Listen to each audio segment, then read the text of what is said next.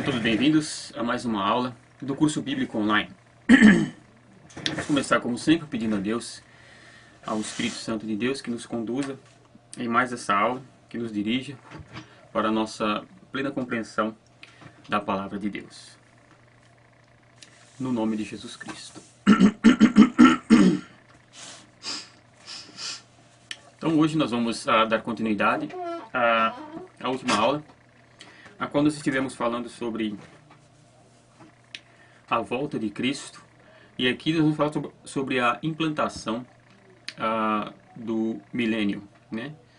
Onde muitos interpretam como simbólico, outros alegoricamente fazem interpretação desse texto, mas como nós já temos visto, nós seguimos a interpretação literal, que é a interpretação mais correta da palavra de Deus, onde as coisas acontecem, as profecias aconteceram e se cumpriram todas literalmente.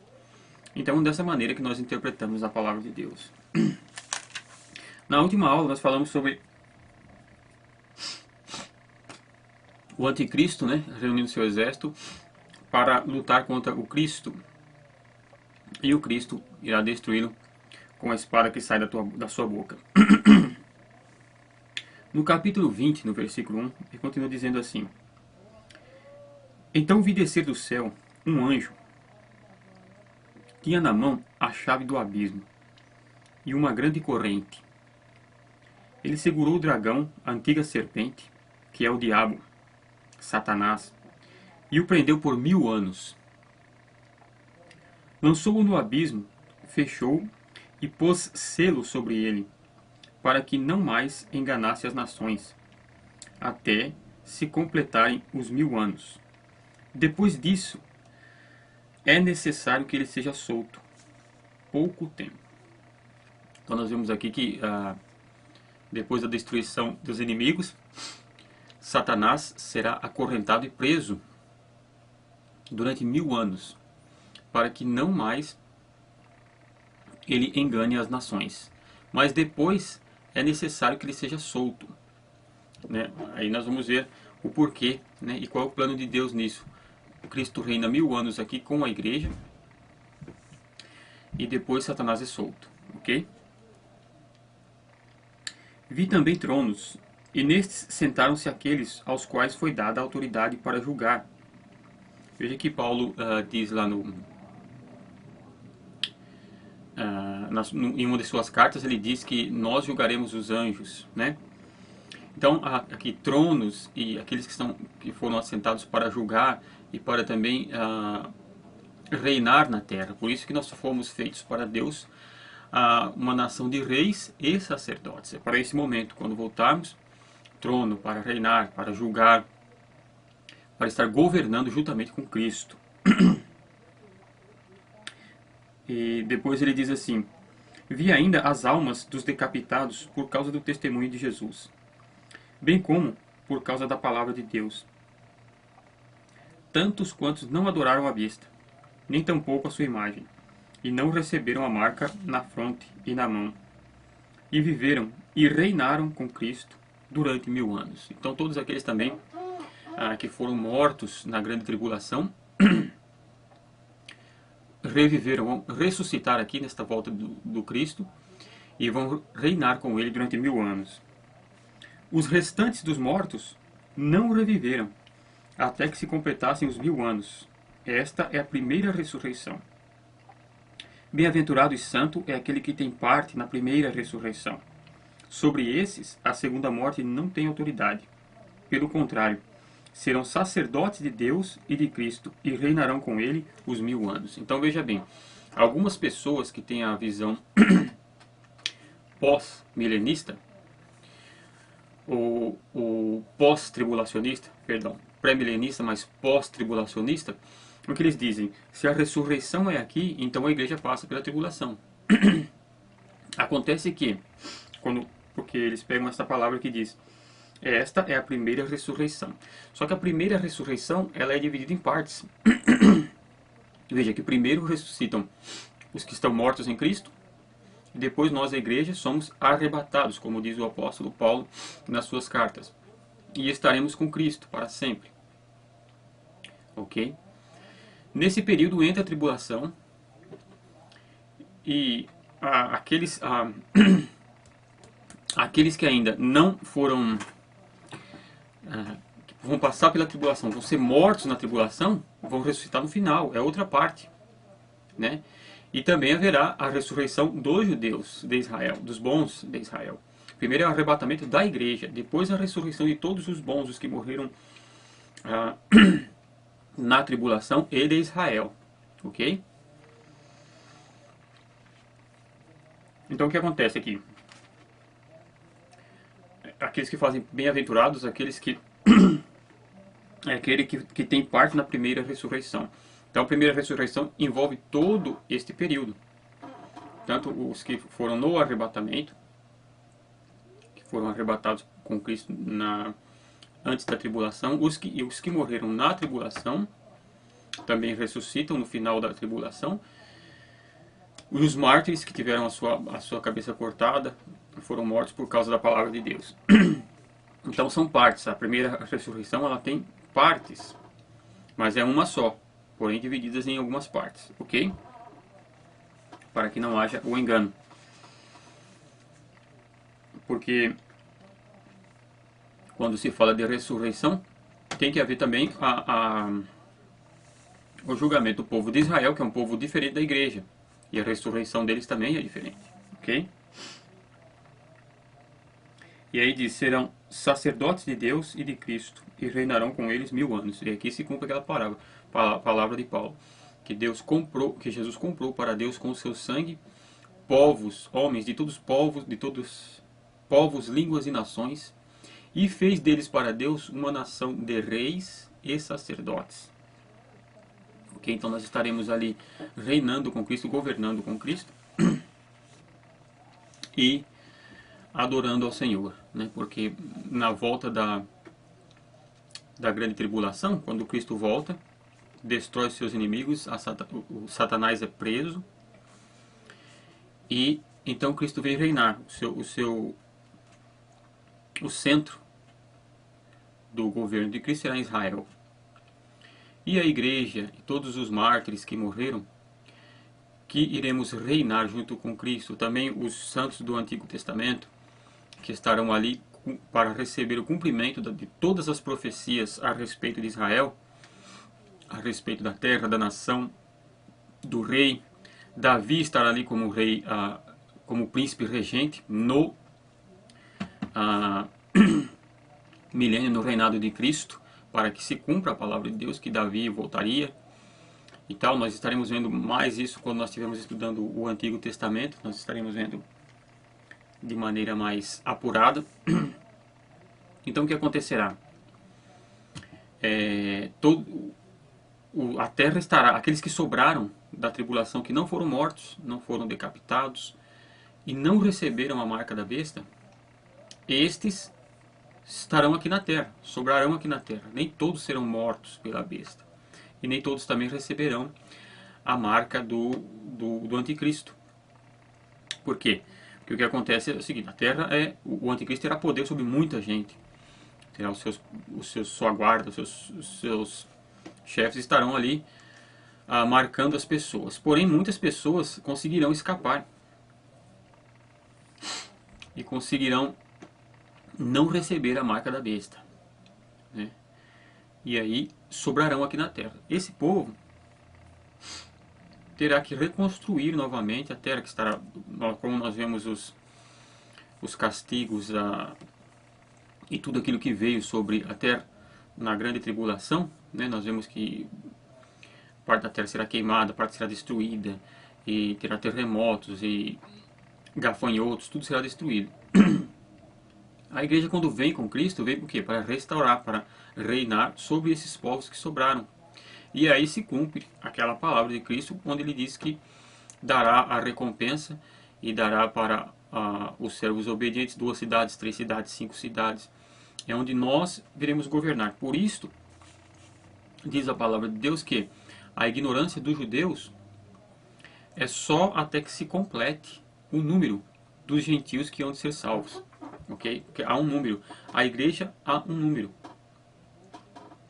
Nós não sabemos qual o número, mas tem um número fechado, nem mais nem menos. Se completou esse número, aí acaba o período da graça da igreja e entra o período da tribulação.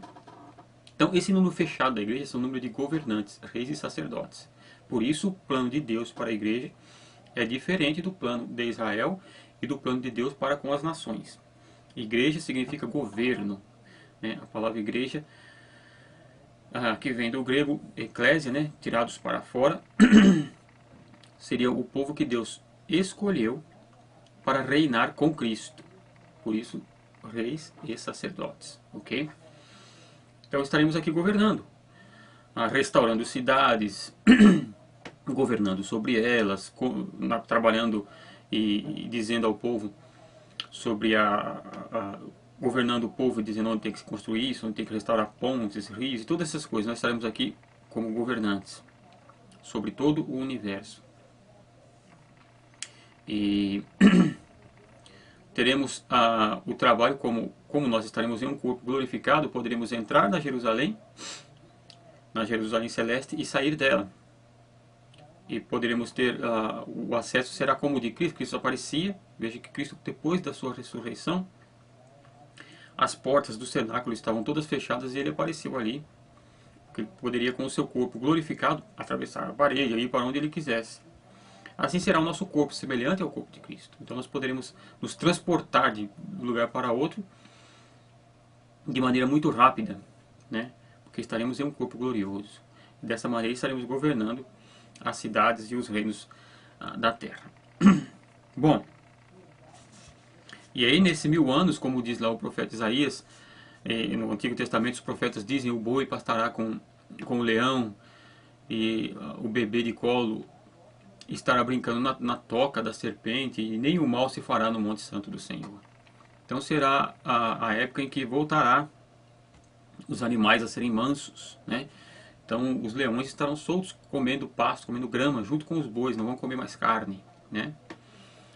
E a criança brincará ali na toca da serpente, da víbora, e nada se fará mal, não se fará nenhum dano, né? Os animais deixarão de ser peçonhentos e ferozes como os animais da terra. Então a terra neste período estará cheia da glória de Deus. Aí Cristo estará reinando e haverá paz sobre toda a terra, né?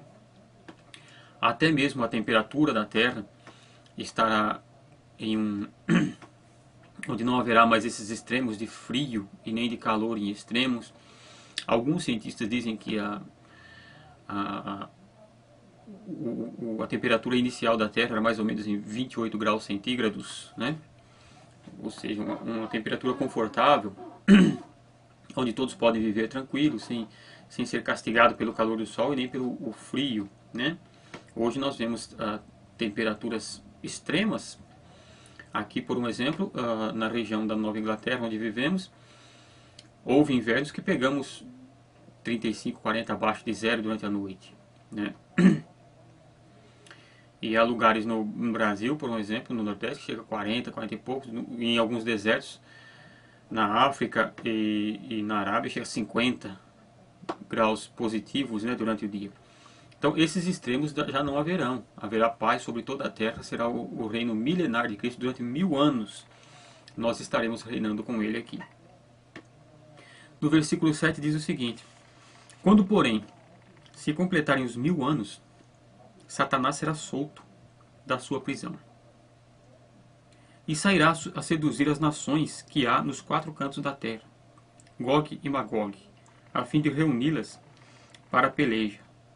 O número dessas é como a areia do mar. Marcharam então pela superfície da terra e sitiaram o acampamento dos santos e a cidade querida. Desceu, porém, fogo do céu e os consumiu. O diabo, o sedutor deles, foi lançado para dentro do lago de fogo e enxofre, onde já se encontram não só a besta, como também o falso profeta, e serão atormentados de dia e de noite, pelos séculos dos séculos. Então, qual o propósito de Satanás ser solto? Nós vemos que houve batalha com ele lá antes desse final aqui, que é onde o anticristo estará se reunindo para destruir Israel. E Cristo voltará lá no Monte das Oliveiras, colocará o seu pé lá, a terra se dividirá, isso está nas profecias. Os 144 mil estarão com eles lá, com Cristo lá, estarão lá no monte, e Cristo voltará onde eles estarão e destruirá os seus inimigos e prende a serpente, prende Satanás. Depois ele é solto. Durante esse milênio, durante 1000 anos, há crianças que nascerão. Quando se completarem os 1000 anos, muitas dessas crianças terão 1000 anos de idade, né? Outros terão 900, 500, depende da época que nascer nesse milênio. Nunca conheceram outro reino a não ser o reino do Cristo. Porém, como Deus tem já desde a eternidade aqueles que são seus, já de antemão predestinados para a salvação, esses que estão no milênio, que serão seduzidos por Satanás, são o povo que não são escolhidos por Deus. Por isso ouvirão Satanás. É como se fosse ali um filtro, uma peneira, onde Deus estará tirando só aqueles que Ele quer realmente do milênio, e os que Ele não quer serão enganados por Satanás. Ok?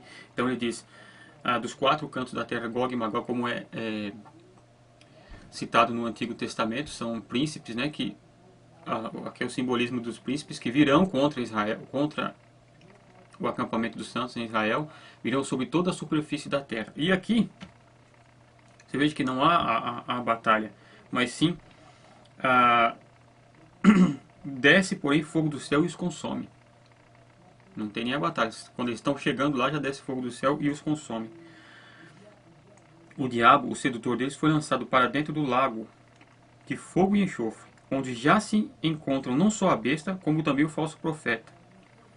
E serão atormentados de dia e de noite pelos séculos dos séculos. Então, lá onde foi lançado a besta e o falso profeta que estão lá, o diabo vai ser lançado lá também, no lago de fogo. Lembra que ele estava preso no abismo, foi solto e depois é lançado no lago de fogo, onde já estava o falso profeta e o anticristo, e ali estarão sendo atormentados para sempre. Aí então, depois disso, depois desse 1000 anos, depois de toda essa purificação do povo de Deus, aí vem no versículo 11, onde diz: vi um grande trono branco, e aquele que nele se assentava, e cuja presença fugiram a terra e o céu, e não se achou lugar para eles. Vi também os mortos, os grandes e os pequenos, postos em pé diante do trono. Então se abriram livros. Ainda outro livro, o livro da vida, foi aberto. E os mortos foram julgados, segundo as suas obras, conforme o que se achava escrito nos livros. Deu o mar os mortos que nele estavam. A morte e o além entregaram os mortos que neles havia, e foram julgados um por um, segundo as suas obras. Então a morte e o inferno foram lançados para dentro do lago de fogo. Esta é a segunda morte, o lago de fogo. E, se alguém não foi achado escrito no livro da vida, esse foi lançado para dentro do lago de fogo. Esse é o último julgamento, o trono branco. A igreja não passa por esse julgamento, porque a igreja já reinou com Cristo, a igreja não é julgada porque, primeiro, nós não passamos pelo trono branco, nós passamos pelo tribunal de Cristo. E o tribunal de Cristo não é para salvação ou danação ou condenação, né? O tribunal de Cristo é para recompensa, para galardão. Porque diz a palavra de Deus: desde agora já não há mais condenação para aqueles que estão em Cristo Jesus. Ou seja, para nós não há condenação. Por quê? Tudo aquilo todo o pecado, tudo os males que nós cometemos foi pago pelo sangue de Cristo. Então nós estamos debaixo, e é necessário entender a soteriologia, que é a doutrina da salvação, que nós estamos debaixo do quê? Nós estamos debaixo do sangue de Cristo. É o sangue dele que responde por nós. Então, quando chegamos diante de Deus, não vamos responder por pecados, porque os pecados já foram pagos por Cristo. Nós iremos apenas receber o galardão conforme Deus quiser nos dar. Agora, o trono branco é para aqueles que não ressuscitaram na primeira ressurreição. Lembra? Nós dissemos aqui logo um pouco acima, que nós dissemos sobre a primeira ressurreição. Esses da segunda ressurreição estarão sendo julgados um por um para estarem sendo condenados ao lago de fogo eterno. Então, veja que a morte e o inferno, as pessoas que estão no inferno agora, que morrem hoje e vão para o inferno, ressuscitarão aqui e estarão diante de Cristo, diante de Deus, no trono branco. Os seus corpos, se morreram no mar, diz, o mar dará de volta os seus mortos. E a morte, né, deu o mar os mortos que nele estavam, a morte e o além entregaram os seus mortos. Não importa a maneira que a pessoa foi morta, foi comida por animais, será devolvido o corpo. E estarão diante de Deus. E ali se abrirão os livros dos seus atos e o livro da vida. Então dirá, não estão escritos no livro da vida. E então, todos eles, juntamente com o inferno e com a morte, serão lançados lá no lago de fogo, aonde já está lá quem? O anticristo, o falso profeta e Satanás. E serão juntamente atormentados com ele por toda a eternidade no lago de fogo. Ok? Esse é o último julgamento. Onde nós, é preciso que entendamos que nós, igreja, não passamos por esse julgamento do trono branco. Capítulo 21. E aí diz assim: Vi novo céu e nova terra, pois o primeiro céu e a primeira terra passaram, e o mar já não existe. Não o mar como o que nós vemos hoje. Esse grande oceano que nós vemos hoje não existirão mais, porque a terra é 3/4 de água. Então o mar, esse grande oceano diminuirá, e haverão só pequenas quantidades de água, não como nós vemos hoje, né? Porque esse tanto de água que há hoje foi trazida pelo dilúvio. E a terra voltará, será renovada. Esse novo céu e nova terra será o novo céu, o céu e a terra que Deus planejou para que o homem vivesse desde o princípio, quando ele criou Adão, desde antes do pecado, ok? Vi também a cidade santa, a nova Jerusalém, que descia do céu da parte de Deus, ataviada como noiva, adornada para o seu esposo. Então ouvi grande voz vinda do trono, dizendo: Eis o tabernáculo de Deus com os homens. Deus habitará com eles. Eles serão povos de Deus, e Deus mesmo estará com eles. E lhes enxugará dos olhos toda lágrima. E a morte já não existirá. Já não haverá luto, nem pranto, nem dor, porque as primeiras coisas passaram. E aquele que está sentado no trono disse: Eis que faço novas todas as coisas. E acrescentou: Escreve, porque estas palavras são fiéis e verdadeiras. Disse-me ainda: Tudo está feito. Eu sou o Alfa e o Ômega, o princípio e o fim. Eu, a quem tem sede, darei de graça, da fonte da água da vida. O vencedor herdará estas coisas, e eu lhe serei Deus, e ele me será filho.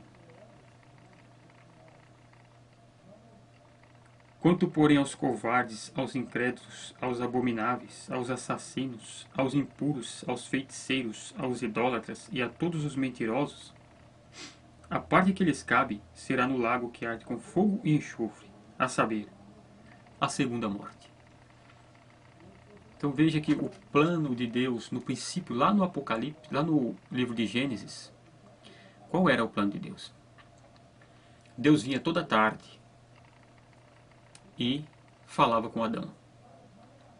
E Deus se ia. Mas o plano de Deus, como nós vemos aqui em Apocalipse, qual que é? Eis que versículo 13. Então ouvi grande voz vinda do trono dizendo: Eis o tabernáculo de Deus com os homens. Deus habitará com eles. Eles serão povo de Deus, e Deus mesmo estará com eles. Veja que o plano de Deus é habitar com os homens. Porém, quando nós lemos ali no Antigo Testamento, onde diz a palavra assim: os céus dos céus pertencem a Deus, mas a terra Deus deu a quem? Aos filhos dos homens. Por quê? Porque a terra, para se habitar na terra, precisa ter um corpo. Porque a terra, o homem foi formado do pó da terra. E Deus, sendo Espírito, ele habita nos céus. Então, como Deus poderia habitar com os homens, sendo ele Espírito? Somente se ele se fizesse homem. Claro que ele poderia habitar e habita em Espírito em qualquer lugar, porque ele é onipresente. Mas de uma maneira grosseira, se nós explicarmos isso para podermos entender um pouco mais, Deus habitando no meio dos homens, ele tem um corpo. Qual corpo? O corpo de Cristo. Por isso que o tabernáculo de Deus vem e habita entre os homens, e ele é Deus dos homens. Isso é possível somente a Deus, porque ele é Deus Senhor Todo-Poderoso e pode todas as coisas. Por isso a encarnação do Cristo. Por isso ele veio em carne, para habitar entre os homens, para estar entre os homens. Então, carne como a nossa não pode estar com Deus, porque carne e sangue não é do reino dos céus. E os céus dos céus pertencem a Deus, mas a terra ele deu aos filhos dos homens. Então Deus se encarna no homem, recebe um corpo glorificado, dá ao homem um corpo glorificado semelhante ao dele, renova a terra e aí Deus habita entre os homens. Tudo isso é o plano de Deus. Se nós não lermos, se nós lermos o livro do Gênesis e começarmos o Antigo Testamento e começarmos o Novo Testamento sem o Apocalipse, nós não entenderemos essas coisas. E aí entraram várias doutrinas. Por que Adão pecou? Adão pecou porque ele quis, Adão tinha um livre-arbítrio, isso estava no plano de Deus, Deus teve que fazer um plano B. Não, não existe plano B. Tudo isso está no plano completo de Deus, para Deus habitar com o homem. Então Deus se fez homem para quê? Para estar com o homem. Nós vemos isso claro ali no livro de Gênesis. Deus vinha falar com Adão. Só no cair da tarde. Né? Porque a terra pertence aos homens, aos filhos dos homens. Deus deu. Foi assim que Deus quis. E ele se torna homem, habita com os homens e é o Deus dos homens. Ele mesmo lhe será por Deus. Então aqui se completa todo o plano de Deus. Falando de uma maneira bem grotesca, porque nós não temos palavras para explicar estas coisas. No dia que nós explicarmos Deus, nós já não estaremos falando do Deus Criador. Nós estaremos falando de um Deus que nós criamos em nossa mente. Mas nas simples palavras nossas simples palavras, nosso modo grotesco de entender as coisas é assim. Né? Deus se faz homem e habita, e aqui se cumpre todo o plano de Deus. Anjos, arcanjos, serafins, querubins, Deus, os homens, todos juntos. O trono de Deus está entre os homens. Okay? A Jerusalém celeste desce do céu e fica como que parada no ar. Por isso que diz que as nações andarão à sua luz. Né? Já não há mais ali precisa da luz do sol, das estrelas, ou seja o que for. A luz da Jerusalém celeste que ilumina toda a terra. E nós, igreja, podemos entrar na Jerusalém aqui celeste e voltar na terra, ou em todo lugar. Entramos e saímos, porque temos o corpo glorificado. E reinaremos sobre todos esses povos que sobrarem aqui na terra. Né? E os povos que sobraram aqui do milênio, que não foram enganados pelo Satanás, ficarão aqui e reinarão para sempre. Não terá mais morte, nem pranto, nem luto, nem dor. Reinaremos para sempre aqui na terra com Cristo, habitaremos na Jerusalém celeste e na terra. E na terra ficará somente aqueles que não são igreja. Mas reinarão aqui para sempre e Deus será o seu Deus, como o nosso Deus. E ele diz, quanto aos covardes, aos incrédulos, aos feiticeiros e todos os outros, a sua parte, aqueles que não estão escritos no livro da vida, a sua parte é no lago, que arde com fogo e enxofre, a saber, a segunda morte. Versículo 9. Então veio um dos 7 anjos, que tem as 7 taças cheias dos últimos 7 flagelos, e falou comigo, dizendo, vem, mostrar-te-ei a noiva, a esposa do Cordeiro. E me transportou em espírito até uma grande e elevada montanha, e me mostrou a santa cidade, Jerusalém, que descia do céu da parte de Deus, a qual tem a glória de Deus. O seu fulgor era semelhante a uma pedra preciosíssima, como pedra de jaspe cristalina. Aqui ele vai dando os detalhes daquilo que ele viu da cidade santa. E nós lendo isso aqui, nós começamos a imaginar como será essa cidade, né? Como ela é. Tinha grande e alta muralha, 12 portas, e junto às portas 12 anjos, e sobre elas nomes inscritos, que são os nomes das 12 tribos dos filhos de Israel, nas portas da cidade santa, da Jerusalém celeste, tem o nome das 12 tribos de Israel ali, né? 3 portas se achavam a leste, 3 ao norte, 3 ao sul e 3 ao oeste. Então, como a cidade quadrada, norte, sul, leste e oeste, né?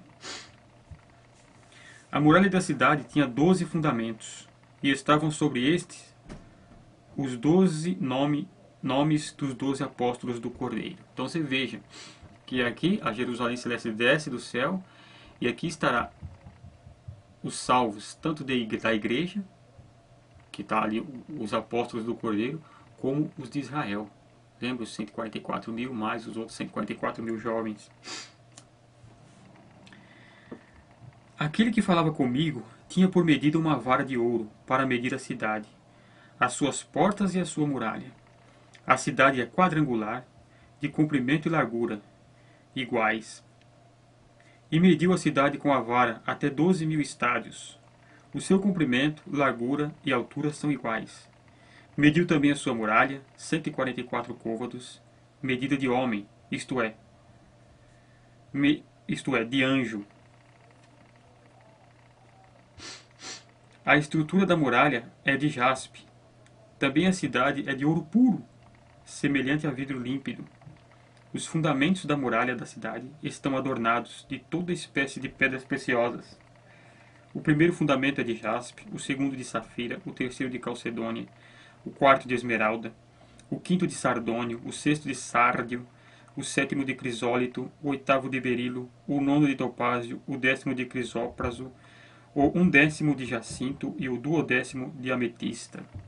Quem quiser ver essas pedras, vocês podem fazer a pesquisa como são essas pedras, para imaginar como será a Jerusalém celeste.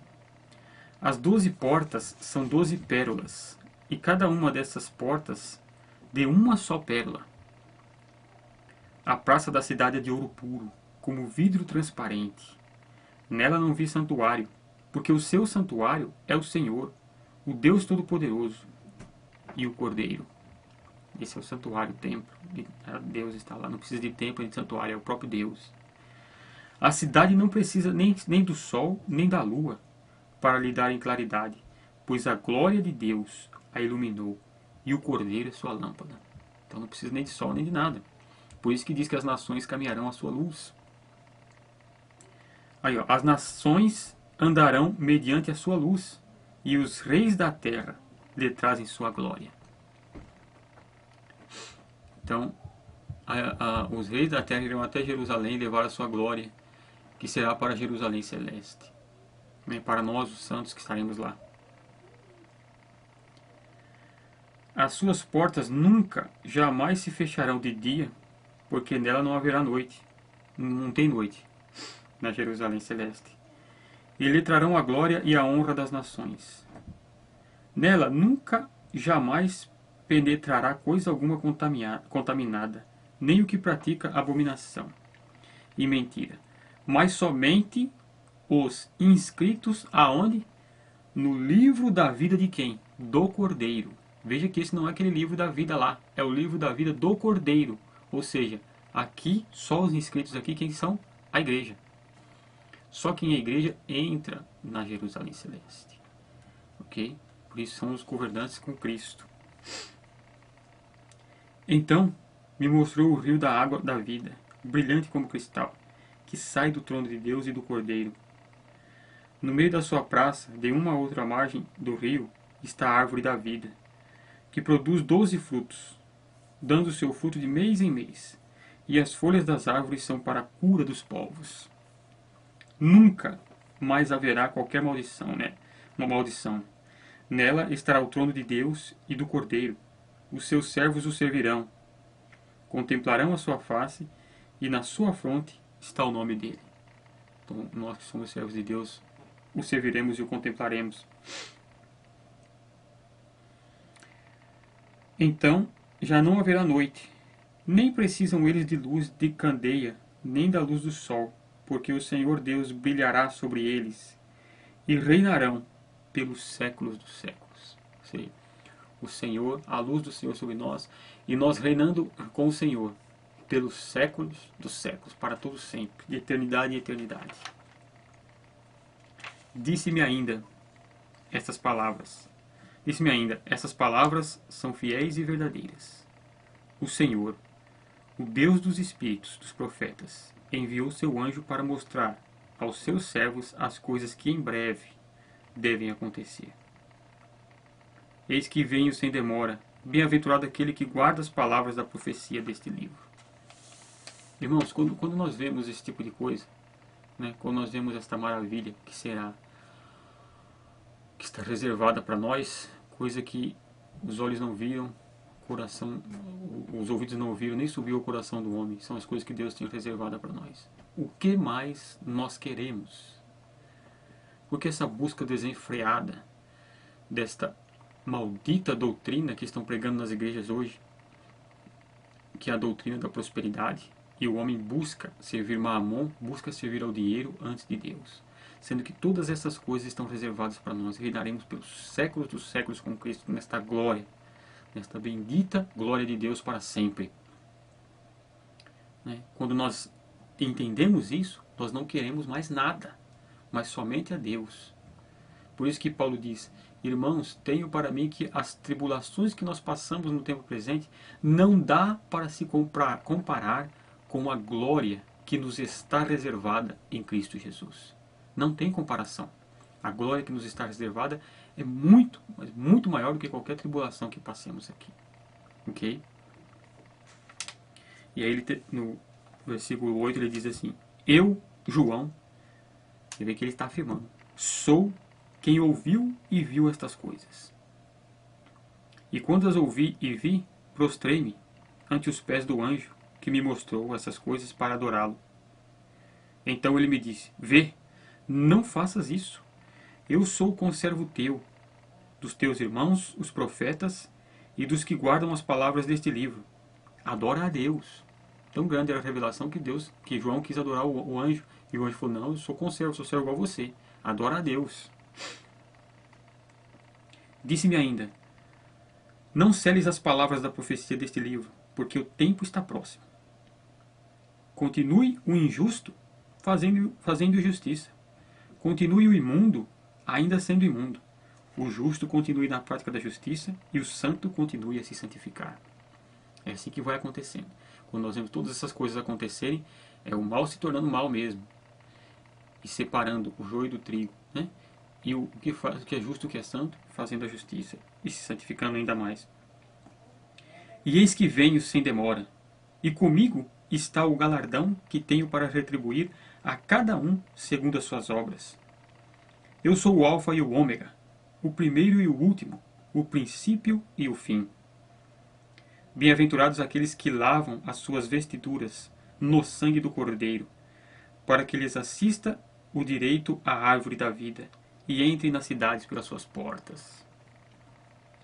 Fora ficam os cães, os feiticeiros, os impuros, os assassinos, os idólatras e todo aquele que ama e pratica mentira. Esse, como nós vimos, está no lago de fogo. Eu, Jesus, isso é o próprio Cristo dizendo, eu, Jesus, enviei, Jesus glorificado já no céu, eu, Jesus, enviei o meu anjo para vos testificar estas coisas, às igrejas. Eu sou a raiz e a geração de Davi, a brilhante estrela da manhã. Você veja, Jesus mandou o anjo para testificar essas coisas às igrejas. Ele diz: olha, eu, Jesus, enviei o meu anjo para mostrar para vocês, igreja, para que nós saibamos disso. Versículo 17. O Espírito e a noiva dizem: vem.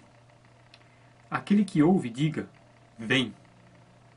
Aquele que tem sede, venha, e quem quiser, receba de graça a água da vida.